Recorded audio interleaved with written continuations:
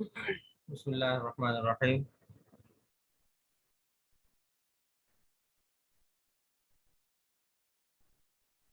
را، اس کے بعد ہے ذال کے بعد ہے را۔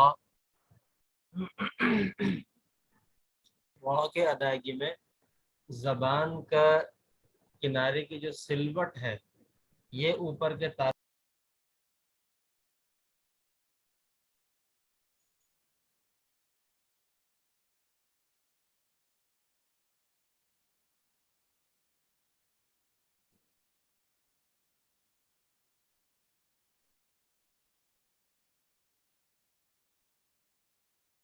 را کے اندر زبان کے کنارے کی جو سلوٹ ہے وہ اوپر کے تالو سے لگے گی، یعنی زبان کا کی نوک یا کنارہ نہیں لگے گا بلکہ سلوٹ لگے گی، یعنی تھوڑی سی مڑ کر زبان جو ہے وہ اوپر کے تالو سے لگے گی را کے اندر۔ تو دوبارہ شروع سے دیکھتے ہیں کیونکہ بیچ میں کچھ گڑبڑ ہو گئی ہے، نیٹ کی اور لنک کی گڑبڑ ہو گئی ہے۔ حلق کے درمیان والے حصے سے نکلتا ہے جس کو وسط حلق کہا جاتا ہے، اور ہم اس کو اردو میں گلا کہتے ہیں، لیکن اس کی ادائیگی میں کی ادائیگی میں گلے میں اندر کی طرف سے معمولی سا دباؤ ہوتا ہے۔ حلق کے اگلے حصے سے یعنی جو منہ کی طرف ہے وہاں سے نکلتا ہے، اور چونکہ خا موٹے حروف میں سے ہے، حروف مستعلیہ میں سے ہے،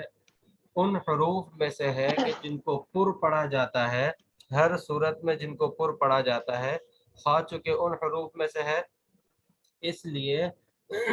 اس کو اور موٹا کسی حرف کو موٹا کرنے کا طریقہ یہ ہے کہ زبان کی جڑ اوپر کو اٹھے گی، لگے گی نہیں اوپر کے تالو سے، صرف اوپر کو اٹھے گی۔ اس کے بعد ہے دال۔ دال کا نکال دال کے مخرج کیا ہے؟ زبان کا کنارہ ثنایا علیہ کی جڑ میں لگے گا، اور تا کے مقابلے میں کچھ پچھلا حصہ جو ہے وہ اوپر کے تالو سے لگے گا، کیونکہ اگر ہم بالکل تا کی طرح پڑھیں گے تو یہ دال نہیں بلکہ یہ تال بنے گا۔ تو اس طرح دال کا مخرج جو ہے وہ یہ کہ زبان کا کنارہ ثنایا علیہ کی جڑ میں لگے، اور کچھ پچھلا حصہ تا کے مقابلے میں کچھ زیادہ پچھلا حصہ اوپر کے تالو سے زبان کا لگے گا۔ ذال کی ادائیگی میں کیا ہے کہ زبان کا کنارہ سامنے والے ثنایا علیہ جو ہے ان اوپر والے ثنایا علیہ ان کے کنارے سے زبان کا کنارہ لگے گا، لیکن زبان کا کنارہ نوک جو ہے وہ باہر کو نکلے گی، یعنی بالکل نوک نہیں لگے گی، نوک تھوڑی سی باہر کو نکلے گی، اور اس کے ساتھ ساتھ تھوڑی سی وائبریشن بھی ہوگی، یعنی تھر تھراہٹ سی وائبریشن بھی ہوگی، ہلکی سی معمولی سی، رال کی ادائیگی میں سا کے مقابلے میں۔ سا میں یوں سمجھ لیں گے سا میں صرف ہوا نکلتی ہے، لیکن رال کے اندر ہوا نہیں نکلے گی۔ رال کے ادائیگی کے وقت تھوڑی سی تھر تھراہٹ سی محسوس ہونی چاہیے، وائبریشن ہونی چاہیے، وگرنہ رال اور سا میں پھر فرق نہیں رہے گا، پھر وہ سال بن جائے گا۔ تو اس لیے زبان کا کنارہ اچھا سا میں جتنا کنارہ باہر نکل رہا تھا دال کے اندر تھوڑا سا زیادہ باہر نکلے گا، لیکن اس کے ساتھ ساتھ تھر تھراہٹ سی وائبریشن سی معمولی سی ہوگی۔ را کی ادائیگی کے اندر را کی ادائیگی کا طریقہ یہ ہے کہ زبان کا کنارہ جو ہے اس کی سلوٹ، زبان کے کنارے کی سلوٹ یعنی تھوڑی سی زبان مڑ کر، سلوٹ کا مطلب یہ ہے کہ تھوڑی سی زبان مڑ کر جب اوپر کے تالو سے لگے، اس سے را ادا ہوتا ہے۔ اچھا، را کی ادائیگی میں یہ بات ذہن میں رہے کہ را کی ادائیگی میں بھی تھوڑی سی تھرتھراہٹ ہوتی ہے، تھوڑی تھرتھراہٹ تھوڑی زیادہ ہوتی ہے، یعنی را کی ادائیگی میں لیکن جان بوجھ کر تھرتھراہٹ پیدا کرنا، جان بوجھ کر جو ہے اس کے اندر وائبریشن سے پیدا کرنا، یہ ممنوع اور مکروہ ہے۔ حضرت تھانوی رحمۃ اللہ علیہ نے بھی یہ لکھا ہے، اسی طرح اور دیگر کتب فوائد مکیہ وغیرہ اور بھی شاطبیہ وغیرہ کے اندر بھی یہ بات لکھی ہے کہ را کی ادائیگی میں خود بخود یعنی ادائیگی کے بعد خود بخود یا یوں کہہ لیں اضطراری طور پر ایک تھرتھراہٹ سی پیدا ہوتی ہے، ایک وائبریشن سی پیدا ہوتی ہے، لیکن جان بوجھ کر را کی ادائیگی میں جان بوجھ کر تھرتھراہٹ پیدا کرنا اور جان بوجھ کر وائبریشن پیدا کرنا یہ بالکل درست نہیں ہے، یہ مکروہ ہے، ممنوع ہے۔ را کے بعد ہے زا۔ زا کا مخرج کیا ہے؟ یعنی دونوں اوپر اور نیچے کے جو دونوں جبڑے ہیں، یہ دونوں جبڑے جب ایک دوسرے کے بالکل قریب ہو جائیں، ایک دوسرے سے بالکل مل جائیں یہ دونوں جبڑے، اس سے زا ادا ہوتا ہے۔ لیکن زبان کا جو کنارہ ہے وہ کہیں پر بھی نہیں لگے گا، زبان کا کنارہ یا نوک وغیرہ کہیں پر بھی نہیں لگے گی، بس اس کی ادائیگی کے اندر یعنی قریب ہوگی بالکل، دونوں جہاں پر دونوں جبڑے سامنے والے دانت اور اوپر والے نیچے والے دانت جب مل رہے ہیں وہاں پر بیچ میں زبان ہوگی، لیکن زبان ٹچ نہیں ہوگی، لگے گی نہیں، اس سے زا ادا ہوتا ہے، زا۔ اس میں اس مخرج کے اندر جو اصل چیز ہے وہ یہ ہے کہ دونوں جبڑے آپس میں اتنے قریب ہو جائے کہ گویا مل جائے آپس میں، دانتوں کے دونوں جبڑے یعنی سامنے والا حصہ دانتوں کا اوپر اور نیچے کا یہ آپس میں مل جائے، زا۔ اس کے اندر بھی تھوڑی سی تھرتھراہٹ جیسے رال کے اندر بیان کی گئی تھی، اسی طرح اس کے اندر بھی تھوڑی سی تھرتھراہٹ سے پیدا ہوگی، اگرچہ رال اور زا کے اندر تھرتھراہٹ پیدا ہونے کے اعتبار سے یہ دونوں ایک ہی جیسے لگ رہے ہیں، لیکن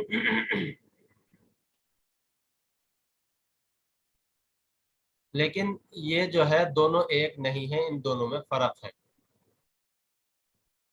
دونوں کا مخرج چونکہ بالکل الگ الگ ہے۔ ایک کی ادائیگی میں زبان کا یعنی رال کی ادائیگی میں زبان کا بہت زیادہ عمل دخل ہے، زبان لگ رہی ہے باقاعدہ جا کر اپنے مخرج میں، اور زا کی ادائیگی کے اندر زبان لگ نہیں رہی، قریب جا رہی ہے مگر کہیں لگ نہیں رہی، زبان کا عمل دخل اس کے اندر بھی ہے زا کی ادائیگی میں لیکن اتنا زیادہ نہیں ہے۔ تو زا کا مخرج کیا ہے کہ زبان کا کنارہ جب ثنایا علیہ اور ثنایا سفلی ان دونوں کے کنارے کے قریب ہو، یعنی اصل چیز اس کے اندر کیا ہے کہ دونوں کنارے دانتوں کے اوپر والے اور نیچے والے دانت آپس میں جب مل جائے، تقریباً مل جائے، تو اس سے زا ادا ہوتا ہے، مل جائے یا بہت ہی زیادہ قریب ہو جائے تو اس سے زا ادا ہوتا ہے، اور اس کے اندر بھی تھوڑی سی تھرتھراہٹ ادائیگی کے اندر پیدا ہوتی ہے۔ اچھا، زا جس مخرج سے نکلتا ہے دو حروف اور اس مخرج سے نکلتے ہیں مگر ان میں تھوڑا تھوڑا سا فرق ہے۔ اگلا کون سا حرف ہے جو زا کے بعد حروف تہجی کی ترتیب سے بھی آتا ہے اور ویسے بھی وہ زا کے مخرج کے اندر بھی ہے؟ وہ ہے سین۔ سین کی ادائیگی کا طریقہ بھی یہ ہے کہ زبان کا کنارہ جب ثنایا علیہ اور ثنایا سفلی کے کنارے کے قریب ہو جائے،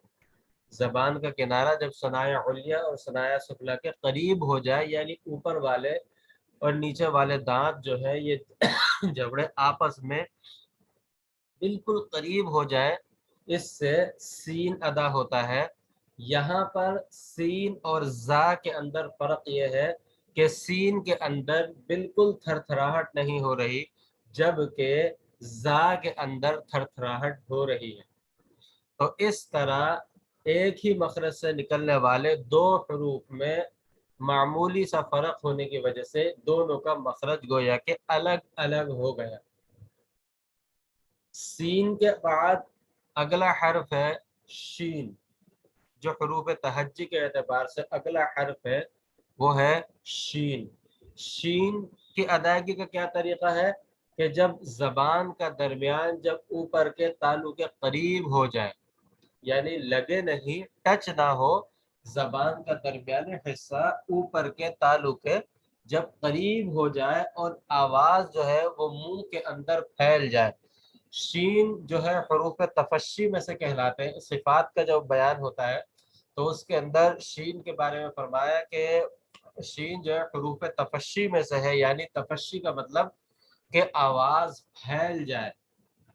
اپنے مخرج کے اندر آواز پھیل جائے۔ تو اسی طرح زبان کا درمیان جب اوپر کے تالو کے بالکل قریب ہو جائے گا اور اس کی ادائیگی میں آواز منہ کے اندر پھیل جائے گی، اس سے شین ادا ہوتا ہے۔ اس کے بعد شین کے بعد اگلا حرف جو ہے حروف تہجی کی ترتیب کے مطابق وہ ہے صاد، اور یہ زا والا مخرج جو بیان کیا گیا تھا اس مخرج کا تیسرا حرف ہے۔ زا والے مخرج کا یہ تیسرا حرف ہے، وہ ہے صاد۔ صاد صاد کی ادائیگی کا طریقہ بھی یہ ہے کہ زبان کے اوپر اور نیچے والے دونوں دانت جو ہیں یہ جب قریب ہو جائیں ایک دوسرے کے، اور زبان کا کنارہ ان کے قریب ہو، یعنی ان کے پیچھے کی طرف ہو، ان کے قریب ہو، اس سے صاد ادا ہوتا ہے۔ یعنی یوں سمجھ لیں تقریباً سین والا مخرج ہے، لیکن یعنی سین کی طرح، لیکن اس میں اور سین میں کیا فرق ہے کہ صاد چونکہ موٹے حروف میں سے ہے، حروف مستعلیہ میں سے ہے، تو صاد کی ادائیگی کے وقت زبان کی جڑ اوپر کو اٹھے گی، زبان کی جڑ تھوڑی سی اوپر کو اٹھے گی، ٹچ نہیں ہوگی، لگے گی نہیں، لیکن زبان کی جڑ تھوڑی سی اوپر کو اٹھے گی۔ تو اس طرح صاد اور سین کے اندر فرق ہو گیا کہ صاد موٹے حروف میں سے، اس کی ادائیگی میں ایک نیا کام ہو رہا ہے، یعنی زبان کی جڑ اوپر کو اٹھ رہی ہے، جبکہ سین کی ادائیگی میں یہ کام نہیں ہو رہا تھا۔ اس طرح یہ جو تین حروف ایک مخرج والے جو سب سے پہلے آئے ہیں، زا سین صاد، زا سین صاد، یہ تین حروف بھی ایک مخرج کے ہیں، مگر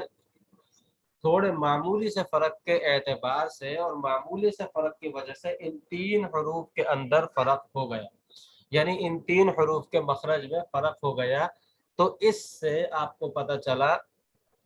آپ کو اندازہ ہو گیا ہوگا کہ ہر حرف کا مخرج الگ ہے، اور ہر حرف کے نکلنے کی جگہ اور ہر حرف کے نکلنے کا مقام بالکل الگ الگ ہے، لہذا ایک ہی جگہ سے دو حرف نہیں نکلتے۔ عربی کے اندر جو ہے، ہم اردو میں تو تھوڑی کوتاہی کر لیتے ہیں، جبکہ یہ حروف چاہے عربی کے اندر پڑھے جا رہے ہوں یا یہ حروف اردو میں بولے جا رہے ہوں، بہر صورت ان کی ادائیگی میں اس بات کا خاص خیال رکھنا ضروری ہے کہ ان کو اپنے مخرج سے ادا کیا جائے۔ ایسا نہیں کہ اردو میں اگر ہم بول رہے ہیں تو ہم یہ سوچیں کہ چلو اردو میں اس کا اتنا زیادہ ضروری نہیں ہے، اردو میں کیا اس کا اہتمام کرنا،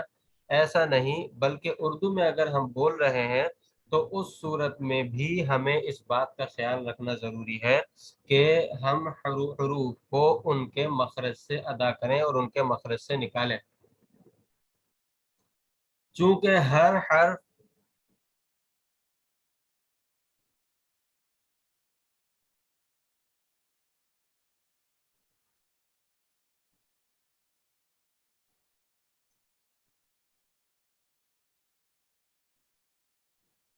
ہر حرف جو ہے وہ چاہے اردو میں پڑھا جا رہا ہو چاہے عربی کے اندر پڑھا جا رہا ہو، وہ اپنے مخرج سے نکلتا ہے، اپنے مخرج سے ہی نکلتا ہے، وہ مخرج سے ہٹ کر نہیں نکالا جا سکتا۔ عربی کے اندر اس کا نقصان یہ ہوتا ہے کہ اس کے معنی اتنے بدل جاتے ہیں کہ بعض اوقات اندیشہ کفر بھی ہوتا ہے، لیکن بہرحال نماز تو بہر صورت چلی جاتی ہے۔ تو اس لیے اس بات کا خیال رکھنا ضروری ہے کہ یہ حروف، اچھا جو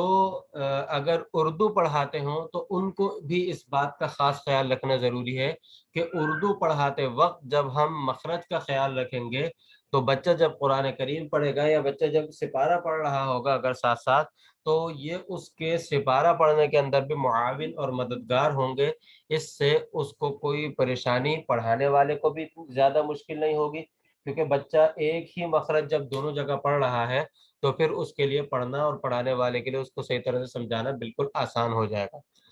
صاد، زا اور سین، ان تینوں کے مخرج کا فرق آپ کو اچھی طرح سمجھ میں آ گیا ہوگا۔ اس کے بعد اگلا حرف ہے غاد۔ غاد کی ادائیگی کا طریقہ کیا ہے؟ زبان کی کروٹ، زبان کی کروٹ آپ کو پتا ہے کہ کروٹ دائیں یا بائیں طرف ہوتی ہے، تو زبان کی کروٹ جب اوپر کی داڑوں سے لگے، زبان کی کروٹ جب اوپر کی داڑوں سے لگے، دونوں طرف سے لگ جائے یا کوئی کسی ایک طرف سے لگ جائے، بس غاد کا مخرج یہ ہے کہ زبان کی کروٹ اوپر کی داڑوں سے لگے۔ دائیں طرف سے،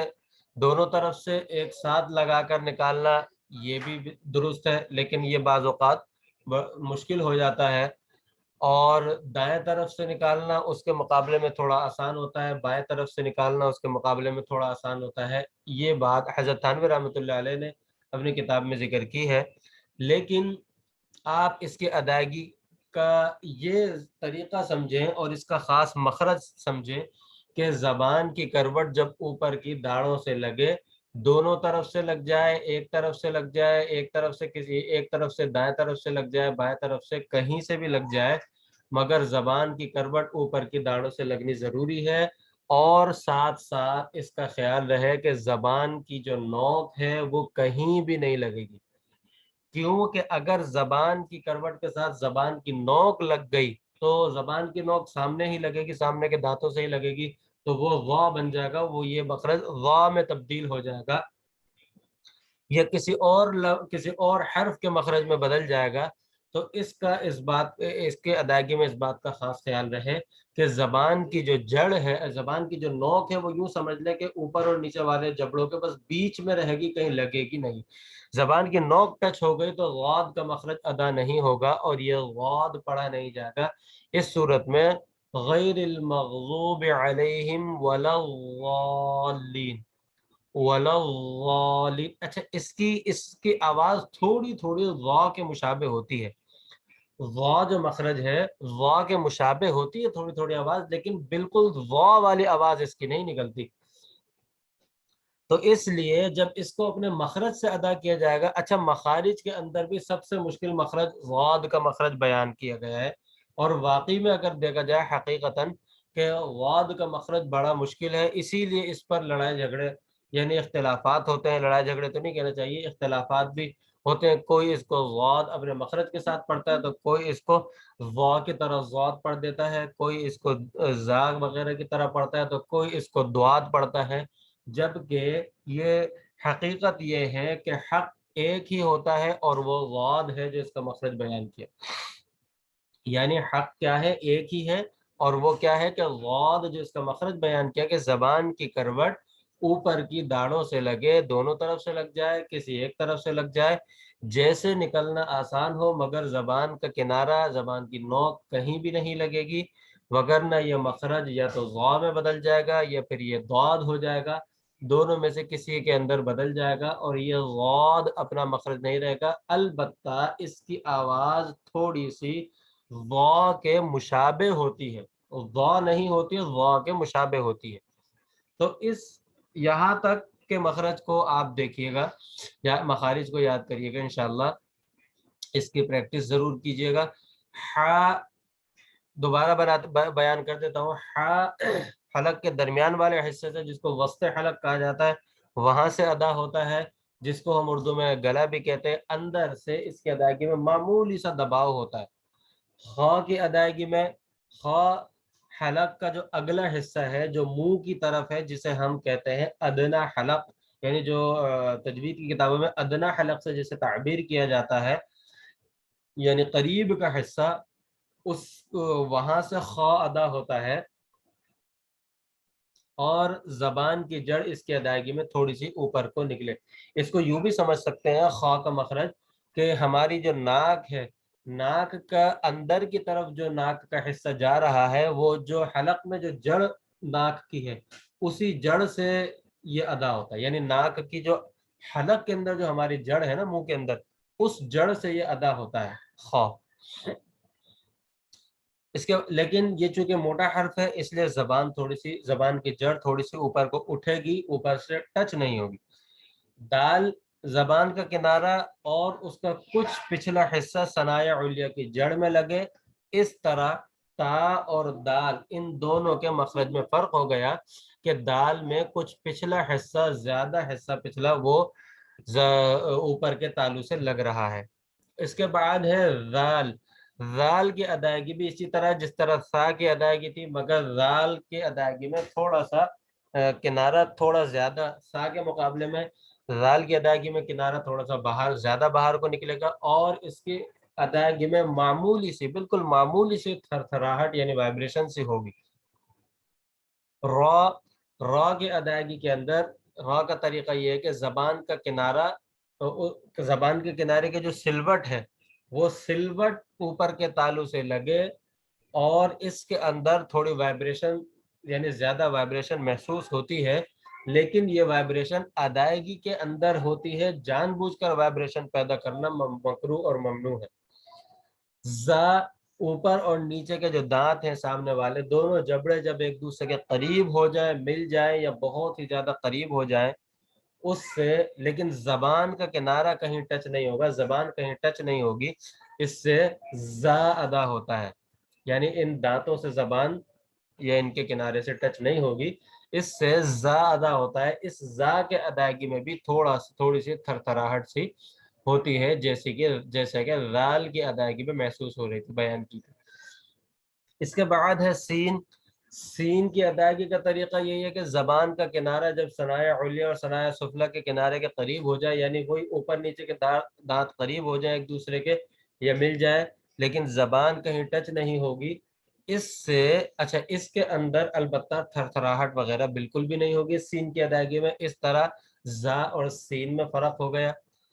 شین، زبان کا درمیانی حصہ جب اوپر کے تالو کے قریب ہو جائے، لگے گا نہیں، قریب ہوگا، اور اس کی آواز چونکہ یہ حروف جو ہے صفات کے اعتبار سے یہ تفشی ہے اس کی صفت، تو اس کے آواز منہ کے اندر پھیل جاتی ہے۔ شین ادا کریں، آپ خود دیکھیں، اس سے اندازہ ہو رہا ہے کہ شین کی آواز منہ کے اندر پھیل رہی ہے۔ اس کے بعد ہے صاد۔ صاد کی ادائیگی کا طریقہ وہی ہے جو سین کا بیان کیا گیا کہ زبان کا کنارہ جب ثنایا علیا اور سفلی کے کنارے کے قریب ہو جائے، وائبریشن اس کے اندر بالکل نہیں ہوگی۔ البتہ صاد چونکہ موٹے حروف میں سے ہے، حروف مستعلیہ میں سے ہے، تو اس کی ادائیگی کے وقت زبان کی جڑ اوپر کو اٹھے گی۔ اس طرح زا، سین، صاد ایک مخرج سے نکلنے والے تینوں حروف کے اندر فرق ہو گیا اور تینوں الگ الگ ہو گئے۔ اس سے پتہ چلا کہ ایک جگہ سے، بالکل ایک ہی جگہ سے دو حرف نہیں نکلتے۔ اس کے بعد ہے غاد۔ غاد کی ادائیگی کا طریقہ یہ ہے کہ زبان کی جڑ، زبان کی جو کروٹ ہے دونوں طرف میں سے، کروٹ سے جب اوپر کی داڑوں سے لگے گی، دونوں طرف سے لگے یا کسی ایک طرف سے لگ جائے، بس نکالنے کے لیے یہ ضروری ہے کہ زبان کی کروٹ اوپر کی داڑوں سے لگے، اور چونکہ یہ بھی موٹے حروف مستعلیہ میں تھے اس لیے اس کی ادائیگی میں زبان کی جڑ اوپر کو اٹھے گی، زبان کی نوک کہیں نہیں لگے گی، ورنہ یہ ضا یا ضاد بن جائے گا، یعنی ضا کی طرف ضاد ہو جائے گا یا ضاد ہو جائے گا، جو کہ دونوں ہی غلط ہیں، بلکہ اس کو اسی طرح زبان کی کروٹ لگا کر اور زبان کے کنارے کو، زبان کی نوک کو کہیں بھی نہ لگا کر ادا کیا جائے گا، تو اس طرح ادا ہو جائے گا۔ اچھا، بعض اوقات اس کی ادائیگی میں یہ غلطی ہو جاتی ہے، یعنی اس کو غین کی طرح غاد پڑھتے ہیں، یہ غاد بھی پڑھنا غلط ہے، کیونکہ وہ غین کے مخرج میں چلا گیا، غین کی طرح نکل گیا، جبکہ اس کا حق ایک ہی ہے۔ لہذا غاد کی ادائیگی اس کی بہت زیادہ پریکٹس کرنے کی ضرورت ہے، اور اس کی بہت زیادہ یعنی اس کی جو ہے مشق کرنے کی ضرورت ہے کہ غاد اپنے بار بار اس کی پہلے لفظ غاد کو نکالنے کی مشق کی جائے، پھر لفظ غاد کے ساتھ ساتھ جو حروف ہیں یعنی سورہ فاتحہ کے آخری الفاظ ہے یہ اور بہت سارے الفاظ کے جو ہے مشق کی جائے، آہستہ آہستہ یہ بالکل اپنے مخرج سے نکلنا شروع ہو جائے گا اور پھر اس کی ادائیگی درست ہو جائے گی۔ یہاں تک جو ہے ان مخارج کو یاد کیجیے گا، آگے انشاءاللہ باقی مخرج پھر انشاءاللہ کل دیکھتے ہیں، اور کل انشاءاللہ ان کو مکمل کر دیں گے، مخرج کل انشاءاللہ مکمل ہو جائیں گے، ٹھیک ہے؟ یہاں تک کے مخارج کو آپ دیکھیے اور یاد کیجیے گا۔ اچھا، اب کوئی سوال ہو تو یہاں پر سوال لکھ دیجئے اور یہاں پر یعنی سوال کر لیجئے گروپ کے اندر، اس کے اندر جو بھی سوال ہو وہ سوال کر لیجئے.